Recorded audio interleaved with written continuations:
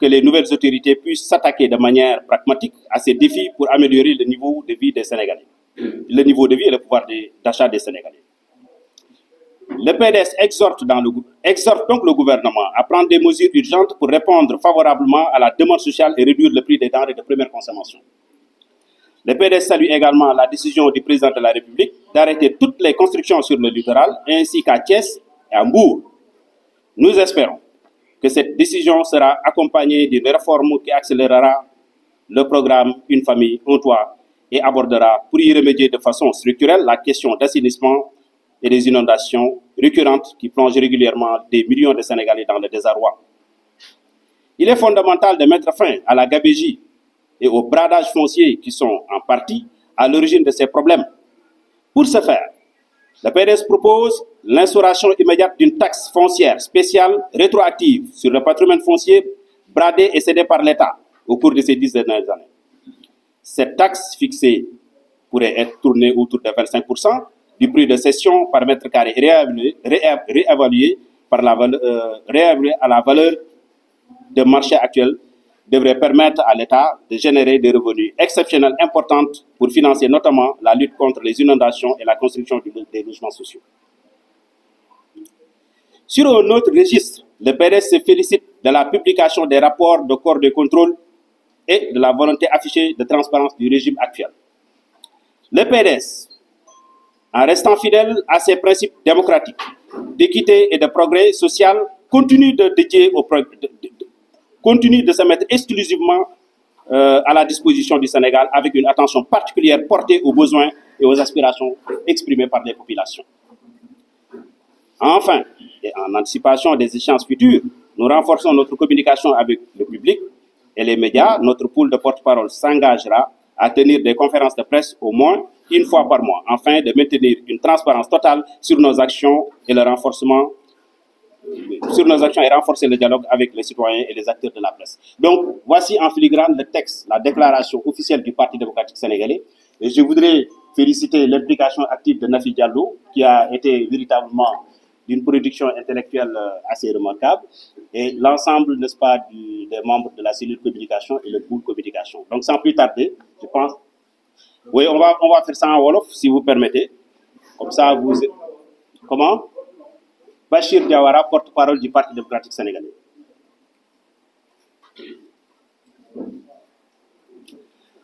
Donc mbokk yi ñu ngi leen di nuyu kenn ku ci nekk ci turam ak santam di rafetlu seen teewaay ci ni nga xam ne moom ngeen ñu wuyoo tey ji wuyu ko nag officiellement Parti démocratique sénégalais ndax tey ji Parti démocratique sénégalais moo woote jaarale ko ci cellule communication ak pool porte-parole bi nga xam ne suñu secrétaire général Maître Abdoulaye Wade moom moo ko mettre en place. Parti démocratique sénégalais mi ngi félicité bu baax Bassirou Diomaye Faye ci ni nga xam ne noonu lañ ko falee ci élection présidentielle bi ndax umpu leen kenn gis ngeen rôle bi nga xam ne moom la ci Parti démocratique sénégalais joué. loolu nag li muy firndeel moom mooy taarix bi nga xam ne moom la Parti démocratique sénégalais musa am nga xam ne daf ko lal ci wàllu démocratie waaye ndam loolu aussi dafa wone engagement bi nga xam ne moom la président Abdoulaye Wade am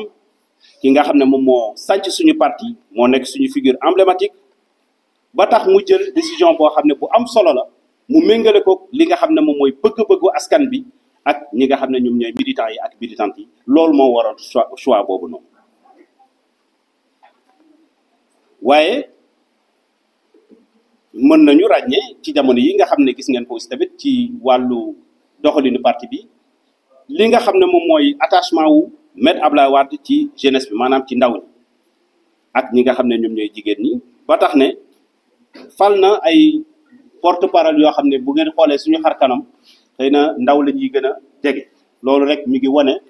espoir bi nga xam ne moom la PDS am ci promotion ndaw ñoon waaye nag dafa am ay valeurs yu leen tënk valeurs yooyu dafa naa ni moom mooy li nga xam ne tey ji ñun ñëpp ci PDS moom la ñu doxee muy loyauté di fidélité di constance engagement ak persévérance ci loolu lañu taxaw ndaw ñooñu nag mën nañ ci citer ku mel ni Garotal nga xam ne moom mooy sama adjoint porte-parole yi ak ki nga xam ne moom mooy Abou Mbacké Thiam Nafi Diallo secrétaire chargé des communications ak équipe am bi yëpp mën nañ leen ci citer. ñi ngi rafetlu bu baax également li nga xam ne moom la parti bi dëgmal muy ay renouvellement ay bànqaasam muy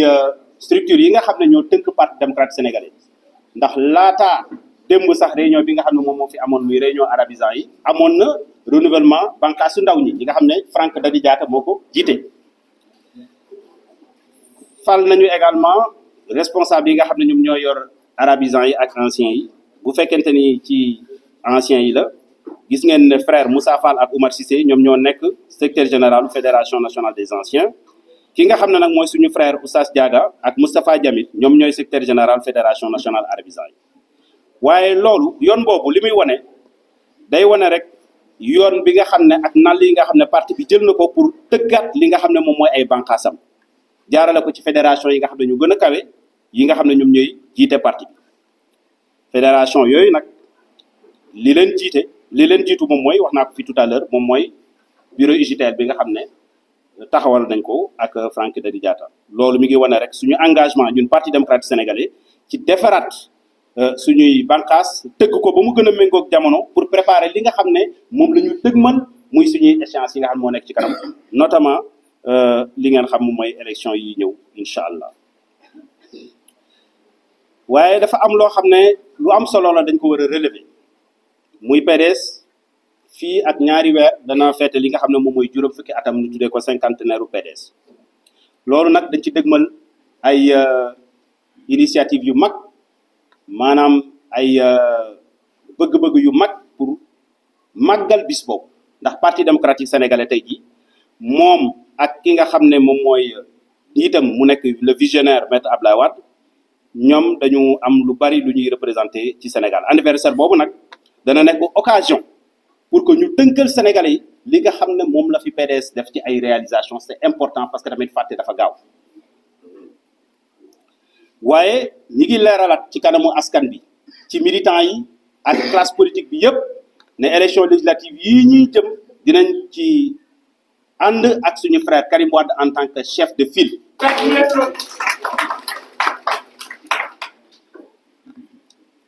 ci wàllu doxalinu dëkk bi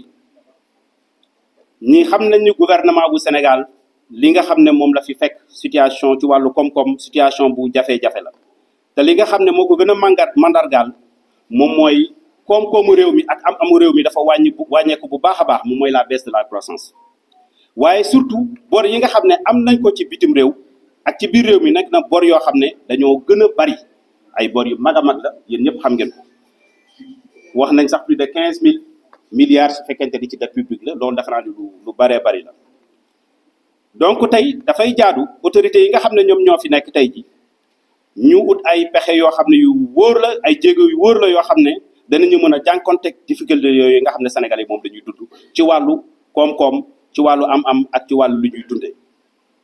PDS donc mi ngi ñaan gouvernement du Sénégal mu jël ay matuwaay yu wér te dëgër pour jéem a xool naka lay satisfaire li nga xam ne moom la moo tax Sénégalais yi fal ko fi. PDS mi ngi rafetlu également décision bi nga xam ne moom le président Bassirou Diomaye Faye jël arrêté construction yi nga xam ne ñoo nekk ci littoral bi muy ci Thiès ak ci Mbour yëpp. et yaakaar nañu décision boobu ñun waa PDS danañ ko booleeg ay réformes yoo xam ne dinañ yokku li nga xam ne moom mooy programme de structuration n'est-ce pas un programme structurel en tout cas de solution pour le logement social maanaam une famille un toit fexe ba Sénégal yëpp kenn ku ci nekk am li nga xam ne moom mooy dëkkuwaay. ci wàllu assainissement comme ci wàllu inondation également jot na gouvernement bi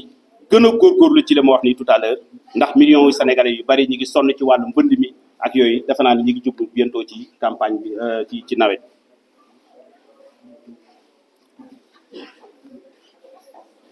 waaye li ëpp solo pour parti démocratique sénégalais moom moo tax ñu rafetlu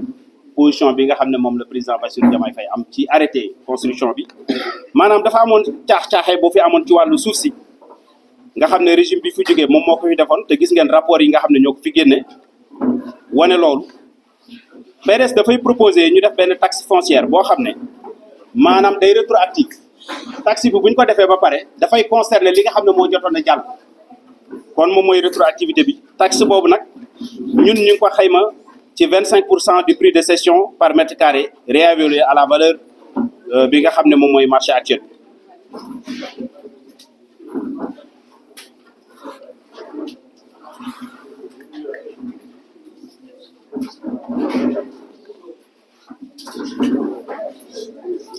nank rek ñu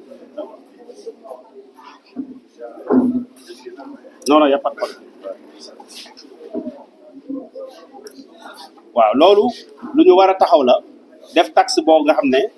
taxe foncière lay doon buy tourner autour de 25% mu nekk une taxe rétroactive loolu PDS proposé na ko te loolu dafay concerner li nga xam ne moom moo fi jotoon jiitu loolu dana permettre gouvernement bi def ay investissement ci wàllu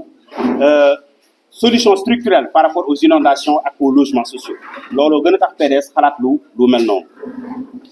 ci beneen wàllu PDS nag mi ngi féliciter également gouvernement bi ci ni nga xam ne noonu la ñuy publier rapport yi nga xam ne moom moo nekk corps de contrôle yi rapport OFNAC ak rapport corps de contrôle yi PDS donc moom dafa musa fidèle ci li nga xam ne moom mooy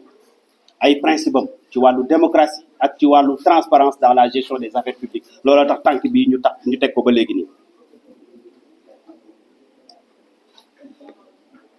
enfin ñi ngi wax ne ñun ñi ngi nekk dans une dynamique boo xam ne dañuy dëgmal li nga xam ne moom mooy échéance yi di ñëw muy élection yi ak lépp loo xam ne ci wàllu politique war na parti démocratique sénégalais ba tax na pour le porte-parole bi nga xam ne moom la ñuy jiite dana def ay conférence de presse chaque mois pour jéem a maintenir visibilité maanaam am transparence suñu diggante ak militants yi mais suñu diggante ak sénégalais yi donc dañuy changer doxalin moom moo tax ñu jël tànk boobu donc de manière générale lii daal mooy li nga xam ne ci tënk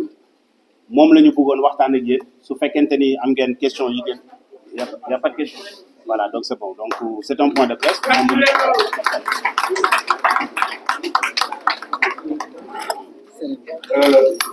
Mesdames et messieurs, vous comprendrez que nous avions convié à un point de presse. Un point de presse n'est pas sur une question. On enverra le texte.